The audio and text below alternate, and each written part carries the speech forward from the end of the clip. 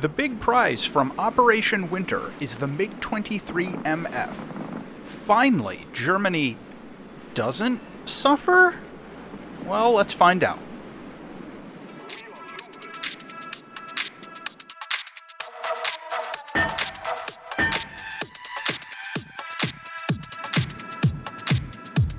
The original MiG-23, first introduced in 1970, was initially reserved for the Soviet Air Force. It slowly became clear that while the MiG-23 wouldn't replace the MiG-21 as a, close-in dogfighter, it was especially effective in the interceptor role, and by the mid-1970s, the Soviets started handing them out to the Warsaw Pact.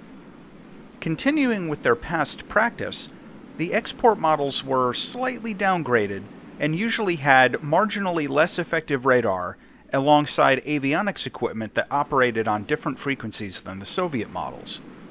Eventually, the export models of the MiG-23 would fly for no less than 24 air forces around the world.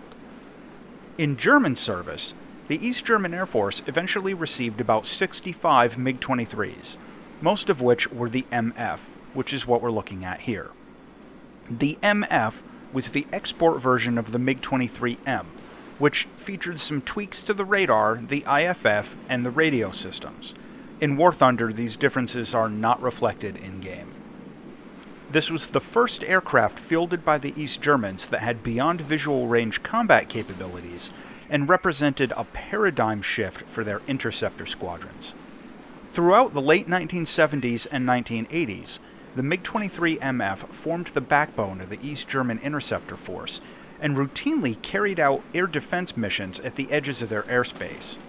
The German pilots developed some particularly clever interception tactics, including using one aircraft at medium altitude as bait to lure the NATO fighters into some particularly, vulnerable flight postures along the border, and then using another MiG-23 to come in undetected from low level, pitch up at the last second for a quick radar lock, and that was usually effective at deterring any NATO aircraft from getting too close to East German airspace. In War Thunder, the MiG-23MF is the main aviation reward from the Operation Winter event at the end of 2021. It sits at Battle Rating 11.0 and shows up in the premium column off to the right-hand side of the tech tree. The weapon system is centered around the Sapphire 23 radar set, which includes a multi-mode look-down shoot-down radar system, an infrared search and track, and a ballistics computer which provides the CCIP for unguided rockets and the cannons, but not for the bombs. The multi-mode radar set has two advanced modes, the regular look-down mode and also the moving target indication mode.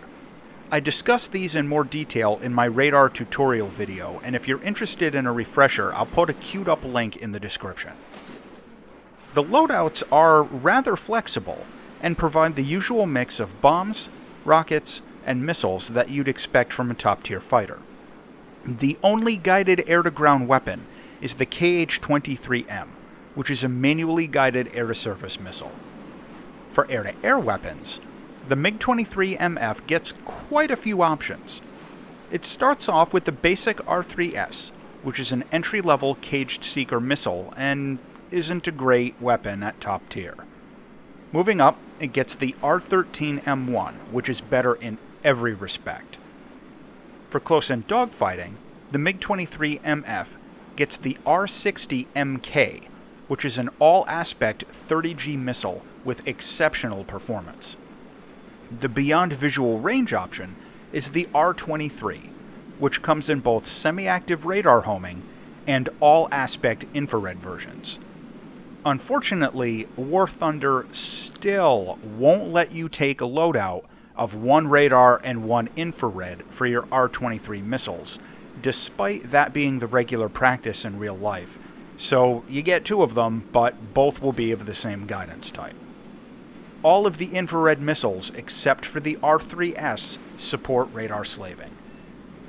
The flight performance of the MiG-23MF features a strong engine with good acceleration and maximum speed.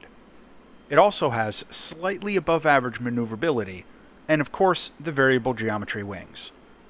This plane gets an updated and slightly buffed flight model compared to when the MiG-23M first appeared in War Thunder. It isn't quite as maneuverable as the MLD, but you don't need to actively avoid turn fighting or anything. The plane does tend to dump energy and sustain turns, but if you practice with the manual wing sweep controls, you can get a boost to your performance at the expense of some bottom-end acceleration. I'll admit that most of the time I leave the wing sweep on automatic, but if I find myself in a situation where I think I absolutely need that couple of extra degrees of turn, and I can spare a little speed for it, the manual control can deliver. Now, the wing sweep controls do need to be set with some keybinds. I have mine set to the mouse wheel, which seems to be very convenient.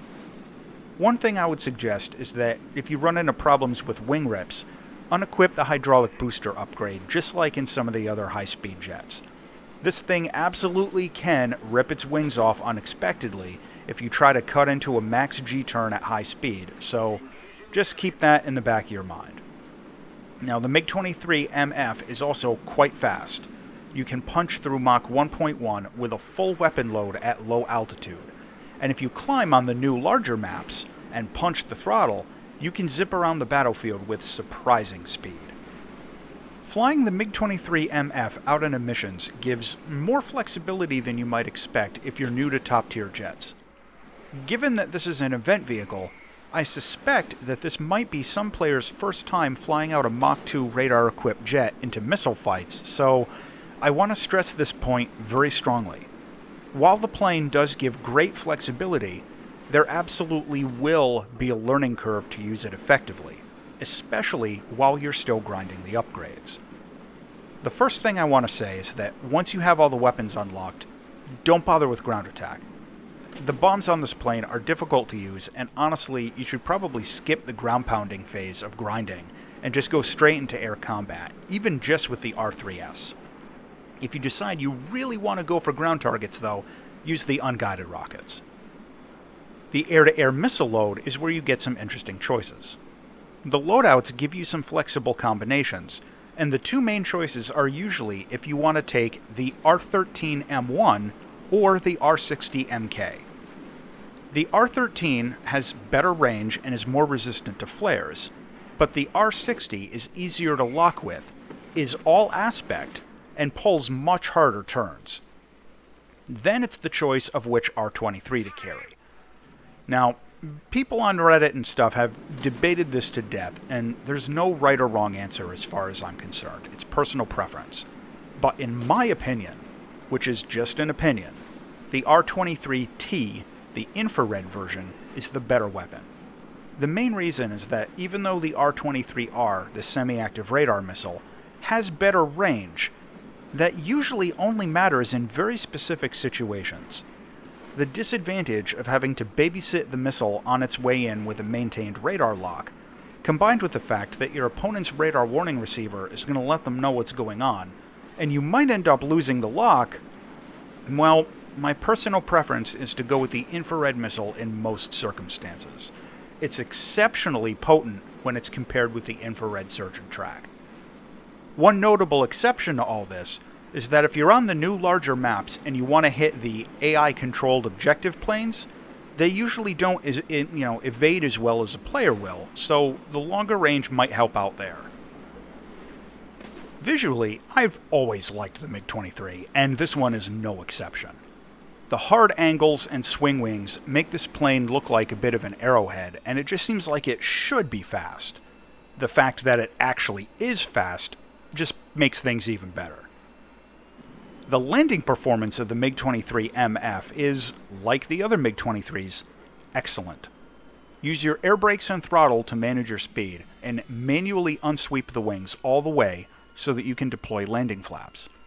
This plane can drop its gear at about 600 kilometers an hour, which is pretty fast, so as long as you handle your speed and don't stall out on approach, you shouldn't have any trouble landing this one. The cockpit is pretty basic MiG-23 cockpit. The bracing over the top is a serious obstruction in dogfights, and the rearward visibility isn't good. You also don't get a functional radar warning receiver, which is a pet peeve of mine. And a very important detail is that, like some of the other semi-modern Soviet aircraft, the radar scope is actually projected onto the heads-up display. I actually kind of prefer this to having a radar scope in the console, but it does take some getting used to. To close out on the German Mig-23MF, this plane is an event reward, so it can be free-ish if you do the achievements, and you don't have to grind through a dozen other jets in order to get it. It has a strong weapon system with flexible loadouts alongside an infrared search and track unit. It's capable of taking 6 all-aspect missiles and is outstanding in head-on engagements. Plus, with practice, the variable sweep wings can give a performance edge throughout the plane's entire range of speed. However, the countermeasures are very limited, and this ends up being a big challenge. The radar isn't quite as good as a pulse Doppler set like you'd find on some of the other top-tier aircraft, and there absolutely is a steep learning curve to be effective with this plane. The final verdict is that this is the best event reward we've seen, at least in my opinion, and finally gives the German air tree a competitive top-tier jet with look-down, shoot-down capability alongside very strong flight performance. As always, thanks for watching.